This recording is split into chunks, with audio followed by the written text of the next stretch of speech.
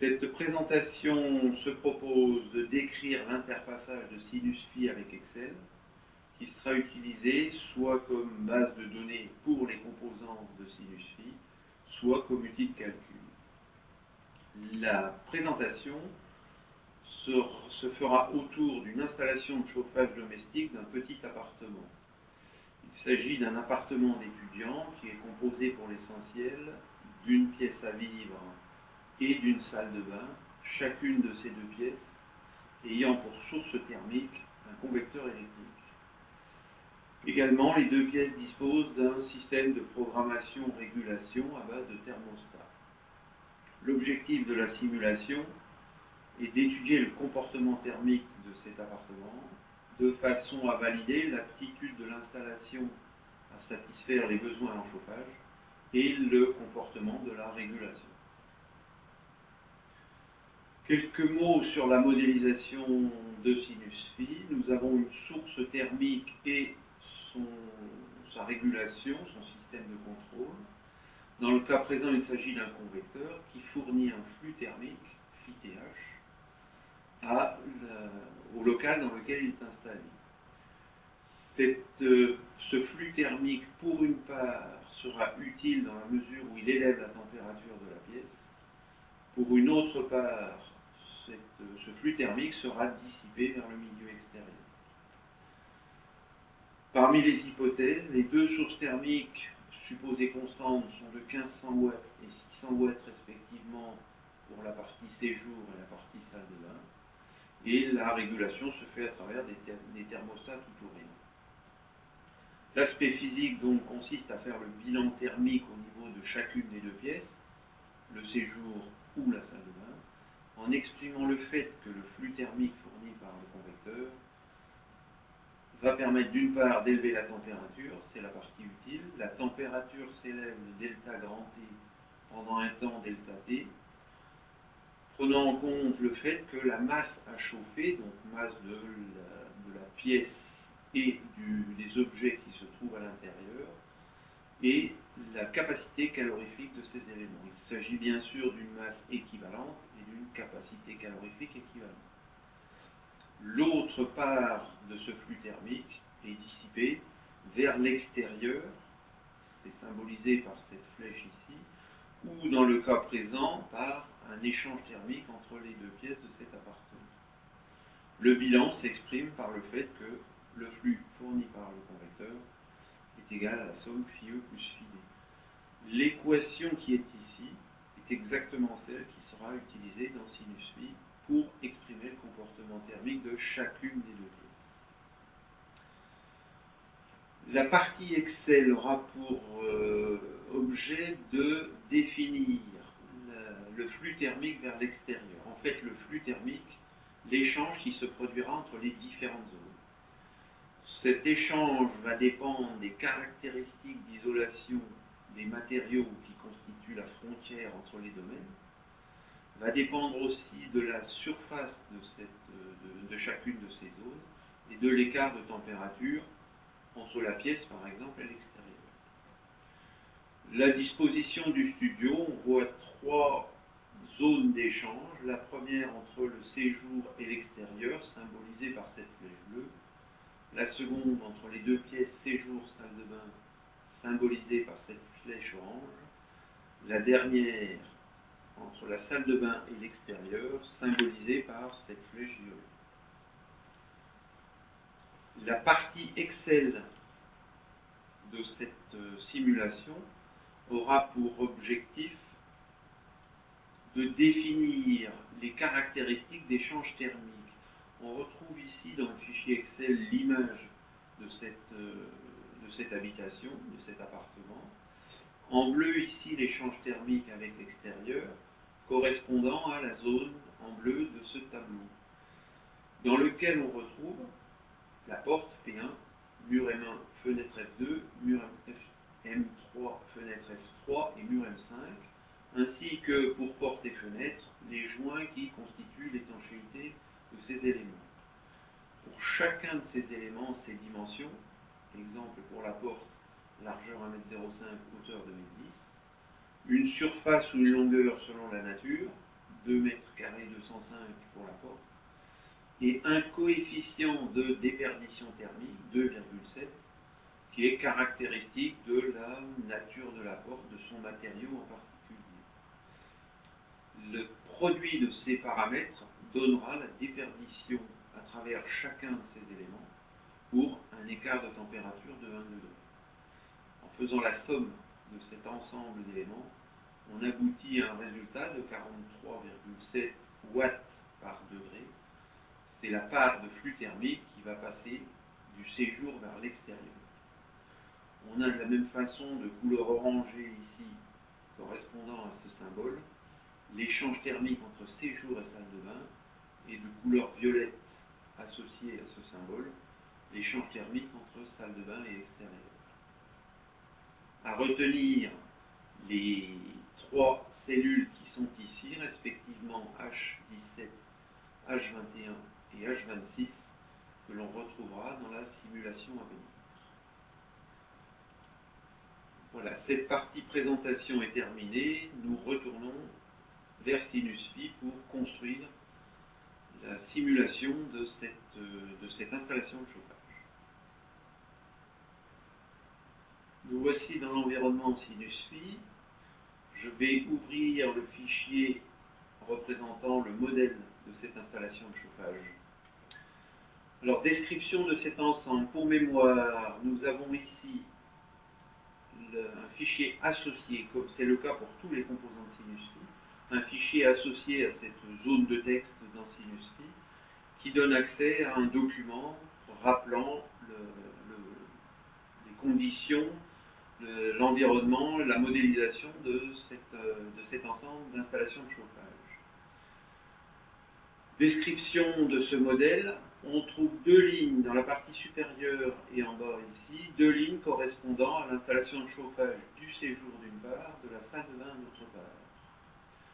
Premier élément dans les 2 cas, le composant lui-même représentant le bilan thermique, il s'agit en fait du bilan thermique du séjour pour celui-ci, dans lequel on va trouver les données d'entrée-sortie, les paramètres constants intervenant dans son fonctionnement et la relation traduisant le bilan thermique.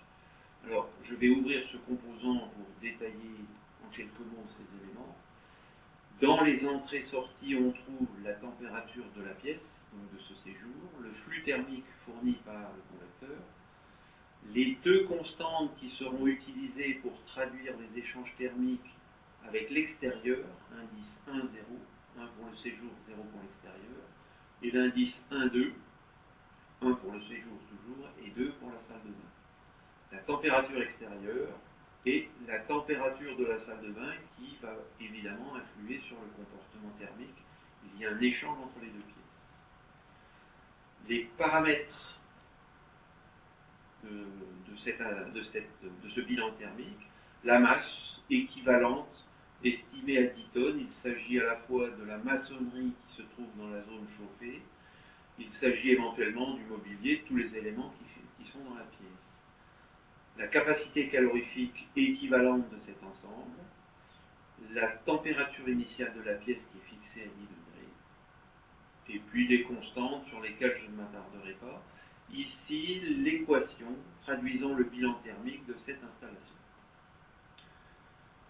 On a tout à fait la même description pour la salle de bain, seuls les indices ont changé, passés de 1 à 2 pour traduire le fait qu'il s'agit d'une pièce ou de l'autre. Pour chauffer ces 2 pièces, 2 convecteurs, séjour 1500 watts, pour la salle de bain 600 watts. 2 thermostats, donc qui sont en général installés sur les convecteurs, qui sont des thermostats tout ou rien, qui agissent dès l'instant où la température diffère de la température de consigne de 0,5 degrés. Et puis, un curseur, l'un pour le séjour, l'autre la salle de bain, pour définir la température de consigne de chacune de ces 2 pièces. Un afficheur qui indique la valeur de cette température. Dernier élément, température extérieure, elle aussi gérée par un curseur. Il s'agit ici, en fait, dans toute cette partie située à gauche de ce schéma, il s'agit de l'installation de chauffage à proprement parler. Et puis on trouve ici le composant Excel qui va permettre de définir ces fameux coefficients d'échange thermique entre les différentes zones de cette installation. Le fichier Excel est celui-ci. C'est le même que celui qui était affiché il y a quelques instants. La partie bleue avec cette cellule H17 pour définir les échanges thermiques entre séjour et extérieur. Partie orangée avec la cellule H21 pour les échanges séjour-salle de bain. Et partie violette avec une valeur ici dans la cellule H26 pour l'échange thermique entre la salle de bain et l'extérieur. Si on ouvre ce composant Excel, on voit apparaître les zones d'entrée et sortie. Alors je vais surtout évoquer la partie sortie dans l'immédiat. Et en particulier ces coefficients d'échange thermique, W10, W12, etc., utilisés dans le modèle sinus-phi, qui font référence aux cellules H17, H21, H26 et à nouveau H21 pour la dernière. Ce sont tout simplement les cellules qui calculent les échanges thermiques, les coefficients d'échange thermique entre ces différentes zones. Un mot sur les deux premières que je vais évoquer ici. Il y a une fenêtre dans le séjour et une fenêtre dans la salle de bain. On fait l'hypothèse qu'elles peuvent être ouvertes ou fermées. Et en fait, une action sur ces curseurs fenêtre ouverte, fenêtre fermée, 0 ou 1, aura pour effet de changer des coefficients dans ce composant Excel qui définit les échanges thermiques. Donc on pourra observer le comportement si une fenêtre est ouverte dans l'une de ces deux pièces. Simulation.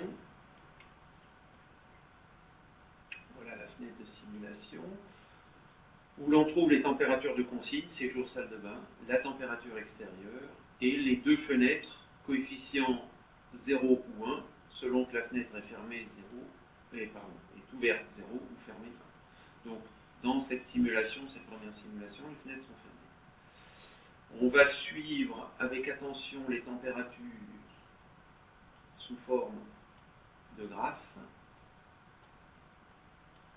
Voilà pour la température séjour, voilà pour la température salle de bain.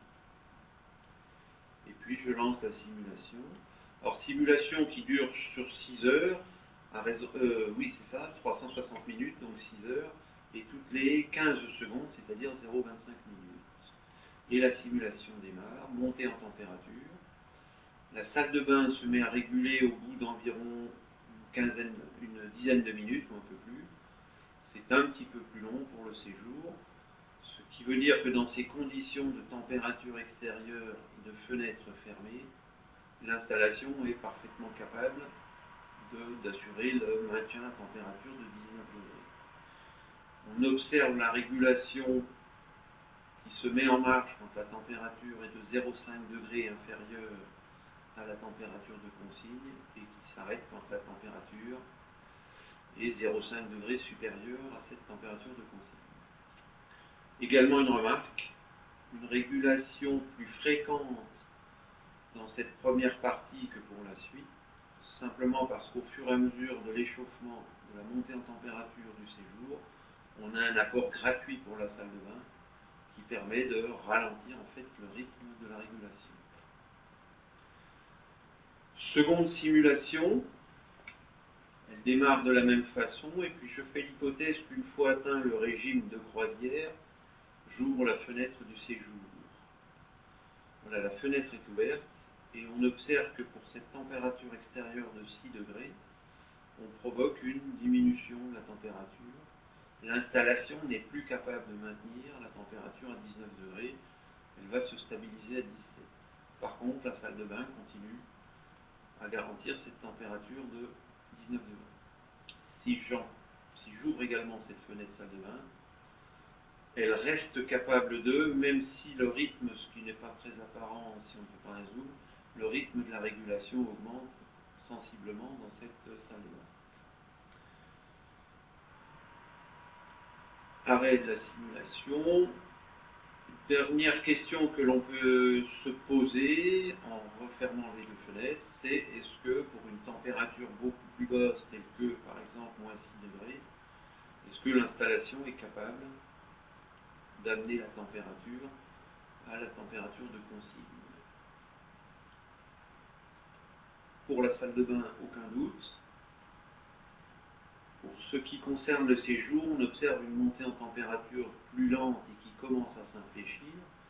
Et si la consigne augmente à des valeurs déraisonnables, mais que l'on peut en tout cas tester, où l'on s'aperçoit que la température va tendre vers une valeur limite. La question angoissante étant de savoir si on atteindra ou non les 24 degrés 64 objectifs de cette simulation. La réponse est peut-être que oui, au bout d'un temps infini, ou en tout cas très long. Voilà l'objectif en fait d'une simulation de ce type, et bien entendu, pour en terminer avec cette simulation, le fait d'ouvrir une fenêtre par ces très basses températures va provoquer une baisse de la température dans la pièce extrêmement importante. Et là, on voit beaucoup plus nettement l'augmentation du rythme de la régulation dans la pièce voisine, dans la salle de bain. Et température finale, si la fenêtre reste ouverte sur un temps suffisamment long, qui va tomber à 7 degrés. Voilà, ceci pour illustrer l'utilisation d'un composant de type Excel dans SinusFi, utilisé pour l'essentiel ici comme base de données, pour des données thermiques, mais qui pourrait également être utilisée, elle l'est de façon très modeste, pour effectuer un petit calcul avec des entrées correspondant à l'ouverture-fermeture de ces fenêtres. Merci de votre attention.